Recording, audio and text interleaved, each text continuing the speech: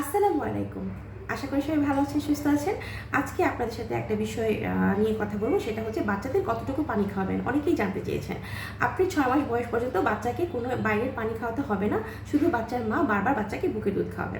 এটা আর হচ্ছে ৬ মাসের পর থেকে ৭ মাস পর ৭ মাস পর্যন্ত বাচ্চাকে অবশ্যই ১০০ ml পর্যন্ত পানি খাওয়াবেন। আর এরপর হচ্ছে ৭ মাসের পরে ৮ মাস ৯ মাস পর্যন্ত বাচ্চাকে ১৫০ ml পানি খাওয়াবেন।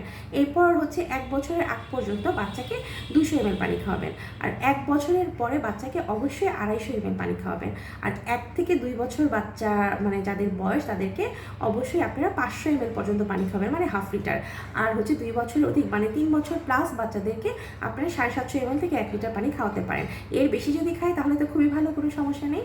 আর পানিটা কিন্তু আলাদা, বাচ্চাকে বুকের দুধের সাথে কিন্তু এটা পরিমাপ করলে হবে না, বা বাইরের যদি ফর্মুলা মিল্ক খাওয়ান সেটা কিন্তু আলাদা, আর পানি হচ্ছে আলাদা। এই গরমে সবাই বেশি বেশি পানি খাবেন, ভালো থাকবেন, সুস্থ থাকবেন। আল্লাহ হাফেজ।